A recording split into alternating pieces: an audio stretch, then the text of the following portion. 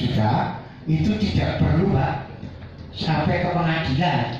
Nah, PK-nya mengatur juga.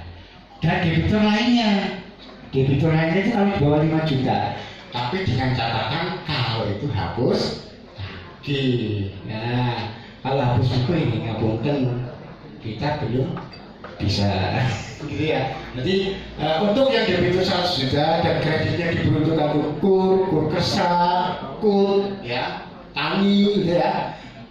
KL modal kerja, usaha kecil itu hanya memenuhi 2 syarat saja boleh kalau hapus tagih tanpa publikasi ke koran, cukup ke Himbara atau Perbarindo, apalagi yang di bawah 5 juta. Gimana? Ya dulu, belum selesai. Itu kan kami ngomong aturan kami, oke ya, selesai. Ini ya.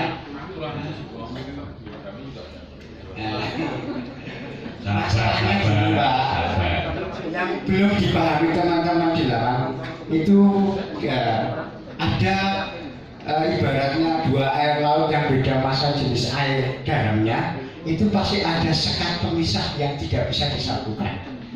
Dimanapun di dunia itu yang namanya air bertemu itu nggak mungkin bercampur rasanya, pasti berpisah. Sama halnya di pajak dengan aturan umum. Udah kami bertemu dengan industri sawit, kami ketemu dengan perbankan, apapun kami bertemu dengan industri manufaktur, pasti akan ada sekat pemisah tipis yang seakan-akan menyatu tapi tidak bisa. Kenapa? Akuntansinya Pak.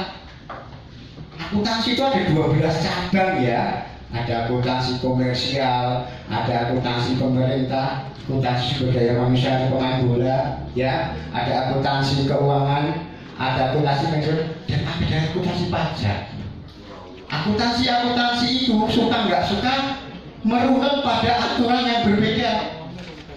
Ini yang harus diketahui. Mungkin secara aturan oke, dari uang nggak akan ada, dia nggak akan ada titik temu. Tapi pajak dengan jenengan itu satu induk, akuntansi. Di pasal 28 ayat 1 huruf F Undang-Undang PPH, pedoman kami bahwasanya akuntansi yang berlaku di perpajakan itu sama dengan standar akuntansi keuangan yang berlaku di Indonesia. Itu induk yang sama, induknya sama, tapi ada sekat tipis. Akuntansi jenengan mengikuti akuntansi sekretar Perbarindo dan DPR. Akuntansi kami mengikuti ketentuan undang-undang pajak kami. Bedanya di mana? Pas lapor SPT, Bapak menyusun laporan laba itu silakan membuat biaya BPAP, membuat pencatatan sah. Ya, sah Pak. Sama. Sampai posisi jenengan membuat laporan publikasi, laba rugi, neraca, kontingensi, dan lain sebagainya, kami terima 100%. Tidak ada pertentangan. Tapi ini tidak hanya yang perbankan ya, semuanya. Kami pun akan bersinggungan dengan teman-teman perhotelan misalnya, karena misalnya ada biaya entertain, atau dengan wisata, perusahaan wisata ada biaya entertain. Silakan membuat biaya-biaya itu munculkan ke laporan ini. Sama halnya dengan membuat biaya PPA munculkan. Itu aturan akuntansi dengan sama kami sama. Sampai titik ini gini Pak. Terus, tapi pas waktu tanggal 30 April 2017 misalkan 18 Tuhan, lapor di SPT, Bapak harus ikuti aturan akuntansi pajaknya. Akuntansi pajak menurut ke PSAK 46. 46 itu induknya dari akuntansi PPH. Ya, artinya apa? Harus mengikuti ketentuan peraturan perpajakan undang-undang PPH dan KUP. Ya, kalau sudah lapor ke ranah kami di pajak, ranahnya bukan akuntansi komersial perbankan atau BPR atau SAK, jenengan harus melakukan rekonsiliasi fiskal. Ini loh, titik awal akuntansi pajak itu di sini Bapak. Nah, jadi tidak bercampur aduk. Titik pisahnya di sini. Pas lapor SPT tahunan, jenengan harus melakukan rekonsiliasi. Ini loh namanya birunya akuntansi pajak. Yang lainnya akuntansi umum. Tapi kalau sudah masuk ke kantor pajak, lapor SPT tahunan, jenengan harus melakukan rekonsiliasi apapun itu, termasuk Pak penyusutan iya. Jenengan salah pahamnya di sini. Berpikir masalah jenengannya di biaya PPH enggak Pak. Masalah jenengan biaya penyusutan, contoh jenengan beli mobil, nyusut ke 10 tahun gitu ya. Ya kan, ada ya. Boleh kan, boleh sah saja kan menurut metode tersendiri. Di garis lurus, dikaji Pak, Undang-Undang PPA pasal 11 tidak membolehkan masa manfaat 10 tahun, 8 tahun. Bapak sekali koreksi, itu rekonsiliasi fiskal namanya Pak. Jadi pas ranah ke kami harus ikuti aturan kami, ketentuan kami, gitu loh. Nah, kecuali bisa membuktikan dengan bukti, data, dan fakta bahwa itu bisa dibiayakan. Sama halnya biaya tadi di teman-teman wisata, biaya importnya besar, mungkin sampai 40-60%. Boleh dibiayakan, tapi pas waktu di kami ada nggak bukti nominatif dan pemotongannya? Nggak ada, direkon, dikoreksi. Untuk mengukur pajaknya nggak boleh untuk ngitung pajaknya. Jadi rekonsiliasi fiskal ini hanya terjadi di SPT tahunan, bukan di laba rugi neraca yang dipublikasi dengan. Kami nggak berwenang di sana. Yang berwenang di sana hanya dua pihak. Satu, teman-teman KAP, dua, teman-teman fungsional pemeriksa pajak se-Indonesia. KAP pun bisa kami anulir, kita restrict ya laporan auditnya dengan pemeriksaan pajak. Kami nggak bisa, karena kami ranah pengawasan.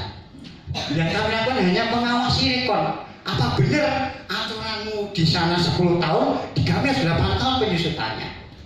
Jenengan jamu tamu bupati, Pak Tulus biasanya ya. Jamu bupati 1 juta. Ada buktinya nggak? Nggak ada. Ya ngapun tanpa waktu ngitung pajak 1 juta saya koreksi Pak, nambahin pajak ya. Karena aturan kami agak ini. Sedemikian pula halnya PPAP. Di sini kan bercadangan PPAP sesuai OJK kan boleh, tapi di kami harus memenuhi 4 ketentuan akumulasi. Kalau enggak bisa ngapunten pas ngitung pajak ya sesuai aturan pajak. Gitu ya. Jadi sebenarnya nggak ada perbedaan antara kita dengan oh enggak gini. Oke, lanjut dulu aja ya. Sabar. Ini Mas KR juga kadang mancing juga gitu. Jadi jangan provokatif dulu Mas. Dijelaskan secara ini dulu. Enggak ada provokatif. Ini fakta di lapangan Pak. Sebenarnya secara jangan seolah kita ngerti dalam sadar. Iya. Sampai aja ya jadi ini, jadi apa itu anggarannya kan waktu bulan baik malah. Clear ya. Kalau menilai pihak kita dulu. Waktu pembentukan PPAP atau waktu penggunaan Bapak mohon dijelaskan. Nanti Pak Wiradi. Dilanjut Pak, dilanjut. Nah, ini kalau kita ngomong penyusun laporannya Pak, pembukuan jenengan di perbankan Perbarindo silakan pakai ketentuan Saketan IFRS tabel. Oke di sini. Sampai di sini jenengan lapor SPT formulir di kami, jenengan harus melakukan koreksi kalau tidak memenuhi ketentuan kami. Pas waktu pelaporan, kalau memang dalam hal pembiayaan itu, biaya itu memang kenyataannya tidak untuk tidak tertagih atau memang hapus tagih dan tidak memenuhi, ngapunten pasti sama-sama teman pajak akan dikoreksi. Andipun dengan lapor SPT nggak dikoreksi nggak masalah, tapi nanti ada tetap dari pemeriksa pajak yang akan mengkoreksi. Kecuali dipenuhi syarat. Sebenarnya yang harus jadi PR kita itu untuk mengakali syarat itu, bukan mempertajam aturan yang berbeda Pak. Itu loh. Ya, mempertajam aturan yang berbeda pasti nggak akan ada itu. Mengakali aturan bisa banyak, tapi kami nggak masih tahu ada beberapa PP yang sudah konsultasi, kami bantu, tapi tidak untuk dibangun. Karena kita lihat konteksnya dulu. Syarat-syarat itu kan waktu penggunaan PPAP Pak, bukan pembentukan. Benar Pak Wiradi bisa disampaikan. Itu nanti justru saya Pak, karena kan ini banyak. Oke ya, sampai di sini, oke, di sini kita, nanti munculnya di sini Pak. Jadi perbedaannya cuma di sini. Laporan itu ditempel saja. Bedanya kalau udah masuk SPT tahunnya Bapak, lanjut. kalau tidak memenuhi di sini, kalau ada penghasilan yang sudah tertakik tapi biaya PPAP dikoreksi, tanggapannya munculkan sebagai pengurangan koreksi PPAP. Jadi salah satu solusi sebenarnya Bapak untuk memperkecil koreksi PPAP diulangi Pak khusus yang ini coba bagaimana dari Anda? ini salah satu kemarin ada yang menanyakan dari pihak bank pemerintah ada juga, Pak gimana kalau misalkan itu biaya PPAP tahun ini saya dikoreksi semua pajak, saya bayar. Penyelesaiannya ada beberapa yang tidak tertakik, maaf ya ini untuk kategori yang macet atau yang tidak lancar ya. Kalau yang lancar atau kurang lancar tidak masuk dalam pengurangan itu. Untuk yang ini Pak tahun depannya baru benar-benar kami terima, tapi biaya koreksinya sudah dikoreksi bayar pajak yang gede. Nggak apa-apa. Jadi pengurangan tahun depan selama Bapak Ibu bisa membuktikan bahwa penghasilan yang diperoleh dari tagihan yang tidak lancar atau macet itu sudah kami koreksi di biaya PPAP tahun sebelumnya. Berarti saya ulangi, kalau ada menurut pajak yang tidak memenuhi syarat dari ada 4, itu dikoreksi positif dulu. Tapi begitu tahun depan berjalan kita bisa membuktikan bahwa ini sudah dipenuhi, akan dilakukan koreksi negatif. Ya, itu semua saya assessment ya Pak ya. Iya.